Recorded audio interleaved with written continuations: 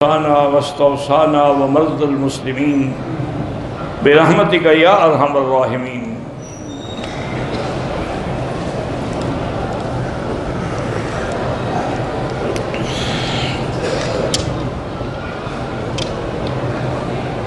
کہتے کہ اللہ نے ہمیں لڑکا دیا ہے الحمدللہ، اس کا کوئی اچھا سا نام رکھنے، دیکھو بھی حضور کے صحابہ کے نام ہے، کوئی رکھ لو، صدیق ہے، عمر فاروق ہے، علی ابن ابی طالب ہے، عثمان ابن عفان ہے، حضور کے خادم حضرت انس ہیں، حضور کے جان نثار بلال ہیں، صہیب ہیں، خبیب ہیں، کوئی صحابی کا نام رکھ لو۔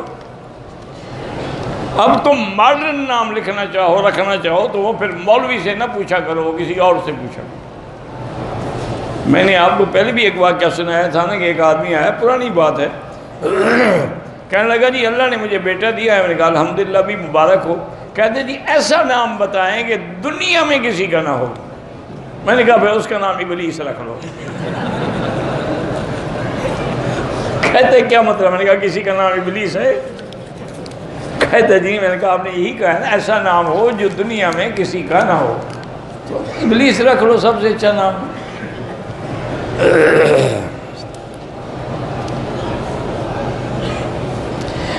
شادی کو 10 سال ہو گئے ہیں، چھوٹی چھوٹی باتوں پہ لڑائی ہو جاتی ہے۔ لڑائی تو خوشی ہوتی ہے، اللہ کے بندے جب میاں بیوی ہوں گے، برتن کٹھے ہوں تو کھڑکتے تو ہیں نا، وہ لڑائی ہوتی رہتی ہے، کیا فرق پڑتا ہے؟ لڑائی نہ ہو تو پھر مزہ کیا ہے؟ مزہ اس ملاب میں ہے جو صلح ہو جائے جنگ ہو کر۔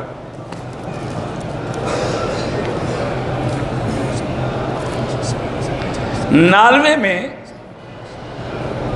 اسلام مخالف ریل کے دوران قرآن مجید کو جلانے کا واقعہ پیش آیا، جس پر ایک بہادر مسلم نوجوان عمر الیاس نے اس بدبخت پہ حملہ کر کے اسے بزور طاقت روکا۔ ایسے واقعات یہ مسلمان جذبات میں اگر کوئی کتاب اٹھا لیں، بہرحال تو پھر وہ ساری مسلمانوں کو اصل میں وہ یہ نہیں دیکھتے کہ دہشت گردی مسلمان کرتا کیوں ہے، وہ سبب روکو تو دہشت گردی نہیں ہوگی۔ تم اگر قرآن کو نہ جلاؤ تو دہشت گردی کیسے ہوگی؟ تم سرکار دو جہاں کی شان میں گستاخی نہ کرو تو دہشت گردی کیسے ہوگی؟ تم صحابہ کو گالیاں نہ دو تو دہشت گردی کیسے ہوگی؟ بڑی پرانی بات ہے، میری حق نواز مرحوم سے جھنگوی سے بات ہوئی تو میں نے اس کو سمجھایا، بڑی عجیب وہ ہماری ملاقات ہی، بڑا لمبا قصہ ہے، بڑی بہرحال ہو گئی۔ تو راستے میں جیسے یہ ہوٹل ہوتے ہیں نا ٹرکوں والے، ان کے اندر ہم جا کے بیٹھ گئے۔ میں نے اس کو سمجھایا، میں نے کہا حق نواز دیکھو، دو باتیں یاد رکھو، یا تو شیعہ سے لڑو یا حکومت سے لڑو، تم دونوں سے لڑتے ہو تو مارے جاتے ہو۔ بھئی اگر تمہاری تحریک ہے تو کیا حکومت سے لڑنا چاہتے ہو یا شیعہ سے؟ ایک سے لڑو، دونوں سے تو نہ لڑو نا۔ انہوں نے کہا مکی صاحب انشاءاللہ آپ کی بات ٹھیک ہے، اس پہ میں عمل کروں گا، لیکن میری بھی ایک بات سن لیں۔ انہوں نے کہا کہ ہمارے شہر میں جنگ میں کتوں کا جلوس نکالا گیا اور کتی کے گلے میں سیدہ عائشہ کا پٹا ڈال کے نام لے کر ڈالا گیا، تو آپ بتائیں میں صبر کر سکتا تھا؟ کیا قیامت میں عائشہ کو منہ دکھاؤں گا؟ مجھ سے صبر نہیں ہوتا، بس آپ کی مرضی، آپ نے مجھے نصیحت کر دی ہے، لیکن جس نے یہ واقعہ اپنی آنکھوں سے دیکھا ہو وہ کیسے صبر کرے؟ اتنی بڑی گستاخی، جب تم ایسا کرو گے تو لوگ لڑیں گے نا۔ تم اگر ایسی حرکتیں نہ کرو، اب دیکھو نا سیدنا علی رضی اللہ عنہ اور خوارج کے درمیان میں بھی تو لڑائیاں ہوئی ہیں نا۔ کسی آدمی نے پوچھا حضرت علی سے کہ آپ جو خوارج سے لڑ رہے ہیں یا ان سیدنا معاویہ کی جماعت سے لڑ رہے ہیں، کیا یہ نعوذ باللہ کافر ہیں؟ انہوں نے فرمایا بالکل نہیں، ہم من الکفر فرو، کفر سے بھاگ کے تو اسلام میں آئے ہیں، کافر کیسے ہیں؟ انہوں نے کہا اچھا اس کا معنی ہے کہ وہ پھر منافق ہیں؟ انہوں نے فرمایا نہیں، لا یذکرون اللہ الا قلیلا، منافق اللہ کا ذکر نہیں کرتے مگر تھوڑا سا، لسانہم رطب بذکر اللہ، ان کی زبانیں تو ہر وقت اللہ کے ذکر سے تر ہیں، یہ منافق کیسے ہو سکتے ہیں؟ دیکھو کتنا پیارا جواب ہے کہ نہ کافر ہیں نہ منافق ہیں۔ انہوں نے کہا حضرت علی پھر حیرانی کی بات، پھر آپ لڑتے کیوں ہیں کہ وہ کافر بھی نہیں منافق بھی؟ فرمایا اخواننا بغونا قاتلونا فقاتلنا، ہمارے بھائی ہیں لیکن بغاوت کی، جب ان نے ہمیں قتل کرنا چاہا تو ہم نے بھی کیا۔ تو اس لیے ہمیشہ اصول رکھیں کہ دہشت گردی یا ایسے حالات دشمن خود پیدا کرواتے ہیں، جب وہ ہو جاتے ہیں تو پھر صبر کرنا جو ہے بہت بڑا مشکل ہوتا ہے۔ میں نے خود کہا تھا حضرت مولانا ہزاروی رحمۃ اللہ علیہ سے، مولانا غلام غوث ہزاروی، اللہ ان کی قبر پہ کروڑوں رحمتیں کرے۔ ہم ملتان کے قاسم علوم کے مدرسے میں بیٹھے تھے، رات کا وقت تھا، تو میں اکیلے تھے، تنہائی تھی، تو میں نے کہا حضرت ایک بات میں کرتا ہوں، ویسے تو میں آپ کے شاگردوں سے بھی چھوٹا ہوں اور اولاد سے بھی چھوٹا ہوں، لیکن ایک بات کہتا ہوں، اگر آپ ناراض ہوں۔ نہیں آپ میرے بیٹے ہیں، کہیں کیا کہتے ہیں۔ میں نے کہا حضرت آپ بڑی سخت زبان استعمال کرتے ہیں مودودی صاحب کے بارے میں۔ ٹھیک ہے، انسان ہے، اس سے بھی خطا ہوئی ہے، مسائل میں غلطیاں ہوئی ہیں، لیکن اس کا معنی یہ تو نہیں ہے نا کہ بندہ ایسی باتیں کرے، گالیاں دے، اور پھر آپ جیسے آدمی کی زبان سے یہ گالیاں سجتی ہیں۔ کہنے لگے مکی صاحب، اس نے اپنی کتابوں میں بی بی عائشہ کو زبان دراز کہا ہے، کہ بی بی عائشہ جو ہیں کبھی کبھی حضور کے ساتھ زبان درازی کرتی تھی، تو جو میری اماں کو زبان دراز کہے پھر میں اس کی عزت کروں گا؟ میں تو اس کے کپڑے اتار دوں گا۔ آپ کیا کہہ رہے ہیں؟ ان سے کہو کتابوں سے یہ الفاظ واپس لے لے، پھر ہم کبھی بات نہیں کریں گے۔ میں نے کہا میں ان کو کیسے کہہ سکتا ہوں، میرا ان سے تعلق ہی نہیں۔ تو بہرحال کہنے کا میرا ساری تقریر کا مقصد یہ ہے کہ دہشت گردی کافر دشمن خود کرواتا ہے، شیعہ کو پیسے دے کے سنیوں کے خلاف، سنیوں کو پیسے دے کے شیعہ کے خلاف، بریلویوں کو پیسے دے کے دیوبندیوں کے خلاف، بعض دیوبندی کم عقیدے لوگ جو ہیں ان کو خرید کے بریلویوں کے خلاف، تاکہ یہ لڑتے رہیں۔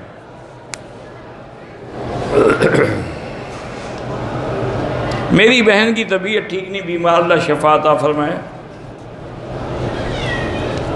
یار یہ کتنے دفعہ تم پوچھو گے کہ ایک آدمی سعودی عرب میں رہتا ہے، اس نے واٹس ایپ پہ طلاق لکھ کے بھیج دی، ہو گئی طلاق؟ واٹس ایپ پہ بھیجے یا جہاز پہ بھیجے، لفافے میں بھیجی یا بندہ لے، طلاق ہونی تھی، ہو گئی۔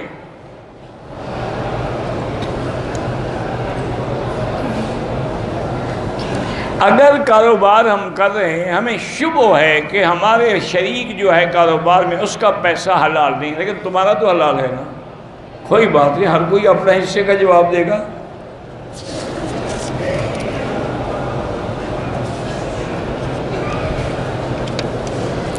شوہر مقروض ہے، اس کے پاس جائیداد تو ہے لیکن فروخت نہیں ہو رہی، وہ مجبور ہو گیا، بیوی زکوٰۃ دے سکتی ہے؟ ہاں دے سکتی ہے۔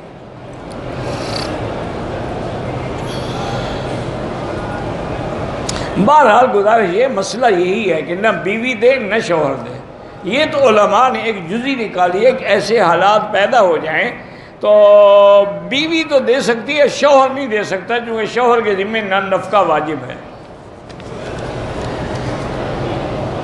عورت عید کی نماز کے لیے، حضور نے دیکھا ان کے زمانے میں عید کی پڑھنے کے لیے بھی عورتیں جاتی تھیں، لیکن آج کل فتنے کا دور ہے، نہ جائیں تو بہتر ہے۔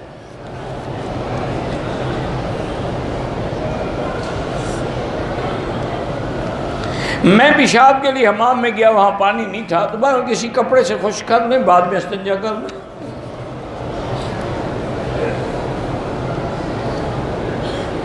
جو کیڑے مکوڑے گندم کا بیج کھاتے ہیں ان کو مار سکتے ہیں؟ مار سکتے ہیں۔ میرے جسم پر دانے ہیں،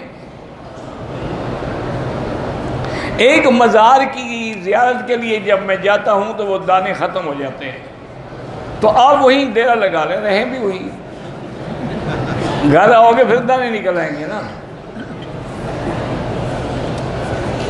اللہ کے بندے، بیماریاں ہوتی ہیں، اس علاقے میں کچھ ہوا اچھی ہوگی، اس سے دانے ختم ہو جاتے ہوں، آپ واپس آتے ہیں تو آپ کے ماحول میں وہ ہوا آلودہ ہے، اس لیے دانے ہو جاتے ہیں۔ ایک کوئی نہ پیر صاحب کی برکت ہے نہ آپ کی حرکت ہے۔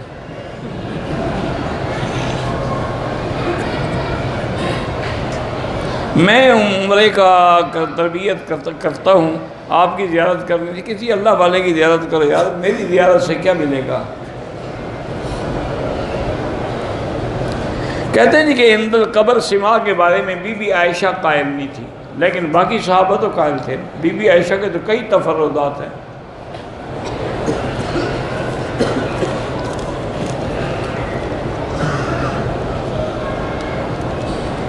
ایک دن ہم نے کنکری ماری، دوسرے دن کنکری مار کے چلے گئے تھے، تیسرے دن کی کنکریاں نہیں ماری، دم پڑ گئی۔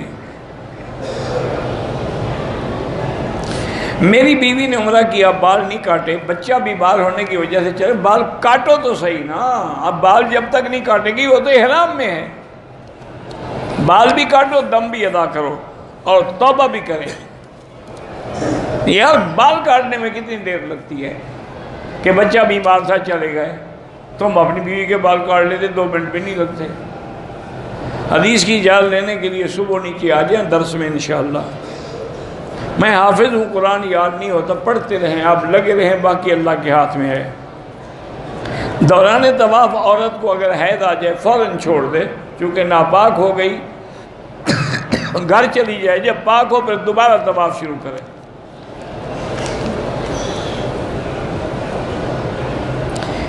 دارالعلوم سو نوری پتنی کی ادارہ ہے، اللہ کامیاب کرے، اللہ تمام دین کے اداروں کی حفاظت فرمائے، کامیاب فرمائے، ان کو کسی کا محتاج نہ کرے۔ سعید چتروڑ گڑھی بھئی وہ فوت ہو گئے، بات ختم ہو گئی۔ جو آدمی فوت ہو جائے کسی کے بارے میں بات نہیں کرتا۔ بہرحال مولانا غلام اللہ خان کے شاگرد تھے، ٹھیک بات ہے، مولانا غلام اللہ خان تو خود حیات کے قائل تھے، ان کا تو فتویٰ چھپا ہوا ہے۔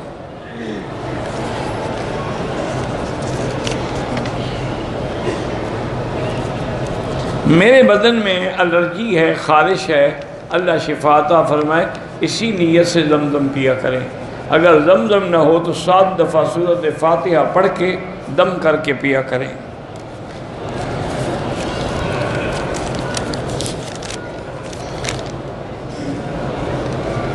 میرے والد کی عمر 72 سال ہے، حیدرآباد دکن عمرے کے لیے آئے ہیں۔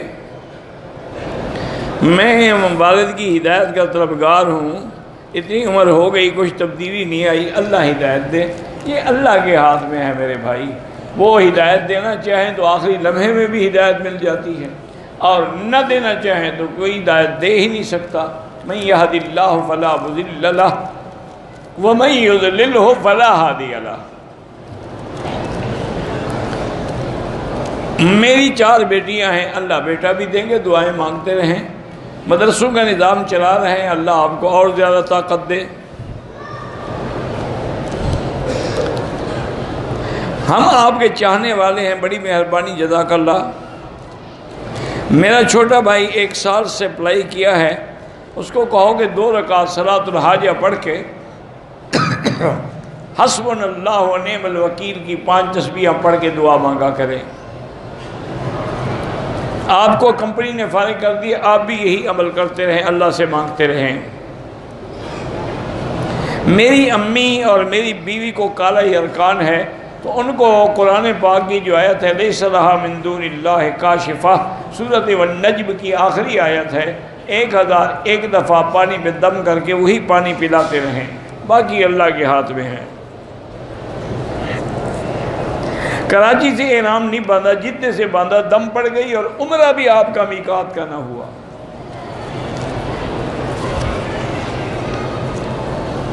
شوال کے 6 روزے جو ہیں اس میں بعض علماء تو قائل نہیں ہیں، بعض احناف کے بڑے بڑے علماء قائل نہیں، لیکن حنابلہ اور شوافی سب قائل ہیں۔ بہرحال کوئی رکھتا ہے تو لڑو نہیں، نہ رکھے تو زبردستی نہ کرو۔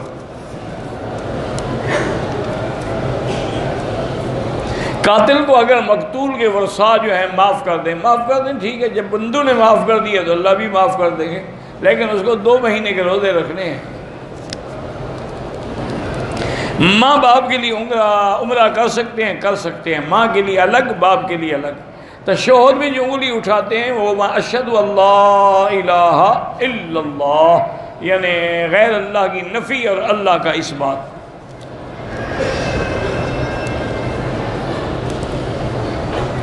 ہمارے دہلی میں نام نیاز اہل قرآن ہے، وہ اللہ ان کو ہدایت دے، بہرحال وہ گمراہ ہیں۔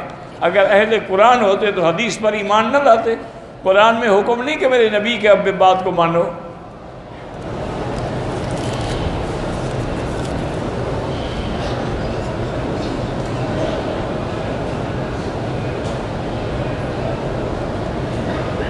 بہرحال شادی کے بعد عورت لڑکی یتیم تو نہیں رہتی، لیکن اصولاً تو یتیم ہے نا کہ اس کے ماں باپ نہیں ہیں۔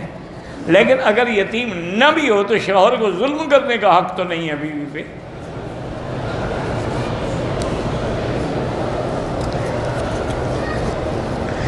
میں نے بیوی سے کہا تھا کہ تم اگر اکیلے گھر سے باہر گئیں تو میں طلاق، وہ گئی تو ہو جائے گی حنفی مسلک میں، باقی ائمہ کہتے ہیں یہ قسم ہے، کفارہ ادا کر دے۔ ذہنی ڈپریشن ہے، اس کا علاج اللہ کے پاس ہے۔ ویسے آیت والکاظمین الغیظ والعافین عن الناس واللہ یحب المحسنین یہ پڑھ کے دعا کیا کریں۔ ظہر اور عصر میں تلاوت نہیں، تلاوت ہوتی ہے، کون کہتے نہیں ہوتی؟ باقی نمازوں میں جہرن ہوتی ہے، اس میں سرن ہوتی ہے۔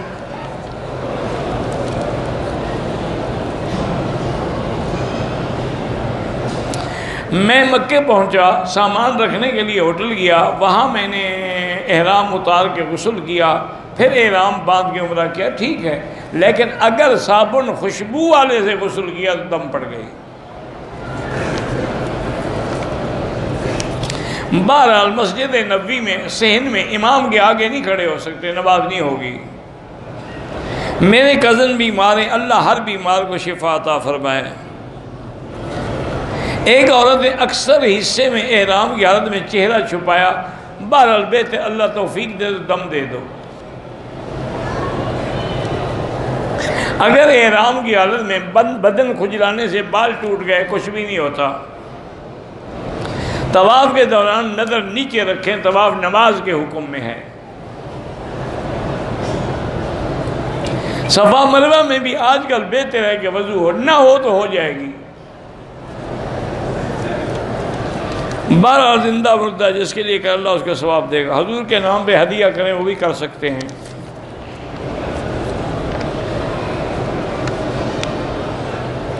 ناروے کے واقعے میں ہم لوگ کیسے احتجاج کریں؟ احتجاج جو ہے نا قانونی انداز میں کریں، وہاں کے جو لائرز ہوں ان سے پوچھیں کہ بھی قانونی طریقے سے احتجاج کرنے کا کیا طریقہ ہے، اس کے مطابق احتجاج کریں، اللہ سے دعائیں بھی مانگیں۔ طواف کیا، صفا مروہ کیا، بال کٹوانے سے پہلے کپڑے پہن لی، آدھے گھنٹے کے بعد بال کٹوائے، کوئی جرمانہ نہیں۔ عمرے کا طواف عصر کے بعد کیا، مغرب سے عشاء تک درس میں بیٹھا رہا، سائی عشاء کے بعد کی، ٹھیک ہے، کوئی بات نہیں، کوئی مسئلہ نہیں۔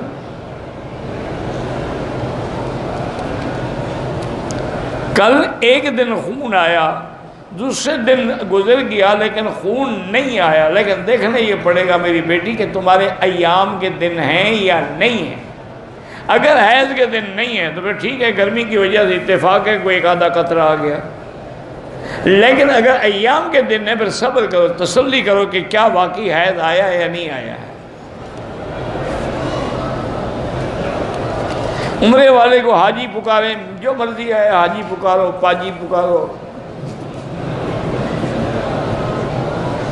ایک بندے نے حالت احرام میں حجر اسود کو بوسہ دیا، ٹھیک ہے، تو کوئی حرج نہیں۔ معنی یہ ہے کہ علماء نے لکھا احتیاط کرو کہ اس پہ عطر لگا ہوتا ہے، کہیں تمہارے منہ کو نہ لگ جائے۔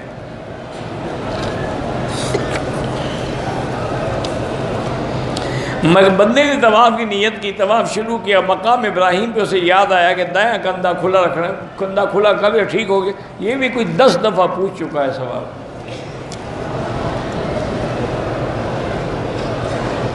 ایک آدمی نے حلق کرنے سے پہلے احرام کھول لیا، حرم میں آگے نماز پڑھی، واپس چلا گیا، ہوٹل میں اس کو حلقہ بولا گیا، اس نے وہاں حلقہ۔ بارہ اگر گھنٹہ 1.5 گھنٹہ گزرا ہے تو صدقہ کر دو، اگر 4-5 گھنٹے کپڑے پہنے ہوئے گزر گئے تو دم پڑ گئی۔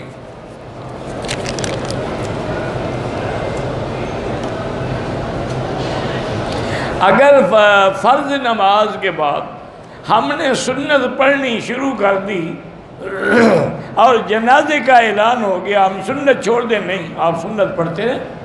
جنازہ تو فرض کفایہ ہے، ایک بندہ بھی پڑھ لے تو ہم سب پر گناہ نہیں ہوگا۔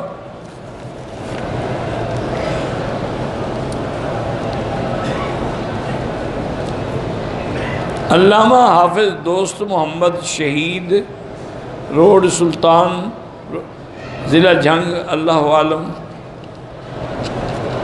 ہو سکتا ہے میں کبھی ان کو مجھے ابھی یاد نہیں آ رہا، ہو سکتا ہے میں جانتا ہوں، مجھے ابھی دماغ میں نہیں ہے۔ ہم حنفی لوگ رمضان میں مکے میں ہوتے ہیں یا مدینہ پاک میں، اور یہاں جو وطر پڑھائے جاتے ہیں وہ 2 پہ سلام پھر، کوئی بات نہیں، آپ ان کے پیچھے وطر پڑھ لیں، آپ کے بھی ادا ہو جائیں، کوئی منع نہیں۔ اصل کو سمجھا کرو، وطر وہ بھی 3 پڑھتے ہیں، ہم بھی 3 پڑھتے ہیں۔ وہ صرف فرق کیا ہے کہ 2 رکعتوں پہ سلام پھیر کے 1 رکعت الگ پڑھتے ہیں اسی وقت فوراً، اور ہم 3 ملا کے پڑھتے ہیں۔ پڑھتے تو 3 ہی ہیں نا، وہ بھی 3 صورتیں پڑھتے ہیں، ہم بھی 3 صورتیں پڑھتے ہیں۔ وہ بھی دعا قنوت پڑھتے ہیں، ہم بھی دعا قنوت پڑھتے ہیں۔ جھگڑوں میں نہ پڑھو، ان کے پیچھے پڑھ لیا کرو آرام سے، سب کے وطر ہو جاتے ہیں۔ اگر آپ کچھ بہت زیادہ پکے اور ضدی حنفی ہیں تو پھر تہجد میں اپنے علیحدہ پڑھ لیا کرو، کوئی حرج نہیں۔ واللہ اعلم۔ اللہم صلی علی سیدنا محمد وعلی آل سیدنا محمد کما صلیت علی ابراہیم وعلی آل ابراہیم فی العالمین انک حمید مجید۔ اللہم صلی علی سیدنا محمد بن عبداللہ القائم بحدود اللہ ما ذاق امر الا فرجہ اللہ۔ اللہم صلی علی محمد عدد کل ذرۃ الف الف برۃ۔ اللہم صلی علی محمد کلما ذکرہ الذاکرون وصلی علی محمد کلما غفل عن ذکرہ الغافلون۔ لا الہ الا اللہ العظیم الحلیم، لا الہ الا اللہ رب العرش العظیم، لا الہ الا اللہ رب السماوات ورب الارض ورب العرش الکریم۔ اللہم انا نسألک موجبات رحمتک وعزائم مغفرتک والسلامۃ عن کل اسم والغنیمۃ عن کل بر۔ اللہم لا تدع لنا ذنبا الا غفرتہ ولا ہما الا فرجتہ ولا عیبا الا سترتہ ولا کربا الا نفذتہ ولا ضالا الا ہدیتہ ولا فسادا الا اصلحتہ ولا مریضا الا شافیتہ ولا مریضا الا شافیتہ ولا عدوا ظالما الا خذلتہ ولا حیا الا ہدیتہ ولا میتا الا رحمتہ ولا حاجت من حوائج الدنیا والآخرہ الا قضیتها ویسرتها۔ یا اللہ بیماروں کو شفا عطا فرما، یا اللہ ہماری ظاہری باطنی جسمانی روحانی بیماریاں پریشانیاں دور فرما، یا اللہ ہماری بیماریاں دور فرما۔ لا شفاء الا شفاؤک شفاؤک لا یغادر سقما۔ اللہم اشفنا واشف مرضانا وارحم موتانا واستجب دعاءنا ولا تخيب رجاءنا برحمتك یا ارحم الراحمین۔ یا اللہ بے حیاؤں کو حیا عطا فرما، بے اولادوں کو اولاد صالح عطا فرما۔ یا اللہ جن کے گھروں میں لڑکیاں ہیں ان کو خیر کے اور اچھے رشتے نصیب فرما۔ یا اللہ بے روزگاروں کو روزگار عطا فرما، قرض داروں کے قرض عطا فرما۔ یا اللہ جن کا رزق تنگ ہے ان کے رزق میں برکتیں عطا فرما۔ یا اللہ پوری دنیا میں جہاں بھی مساجد ہیں، مدارس ہیں، دین کے ادارے ہیں، تبلیغ کے ادارے ہیں، ان کی حفاظت فرما۔ یا اللہ دین کے کام کرنے والوں کی حفاظت فرما۔ یا اللہ علماء حقہ کی حفاظت فرما۔ یا اللہ ان کی قدم قدم پہ نصرت فرما۔ یا الہ العالمین حرمین الشریفین کو قیامت تک ہر فتنے سے محفوظ فرما۔ یا اللہ پاکستان کی حفاظت فرما، یہود ہنود اور قادیانیوں کی سازشوں سے محفوظ فرما۔ یا اللہ مسلمان کشمیر میں ہیں، فلسطین میں ہیں، حلب میں ہیں، شام میں ہیں، ہند میں ہیں، عرب میں ہیں، عجم میں ہیں، ان کی جان مال آبرو عزت کی حفاظت فرما۔ ربنا لا تزغ قلوبنا بعد إذ هديتنا وهب لنا من لدنك رحمة إنك أنت الوهاب۔ ربنا آتنا في الدنيا حسنة وفي الآخرة حسنة وقنا عذاب النار۔ وصلی اللہ تعالی علی خیر خلقہ سیدنا محمد وعلی آلہ وصحبہ اجمعین اللہم صلی علی سیدنا محمد وعلی آل سیدنا محمد وبارک وسلم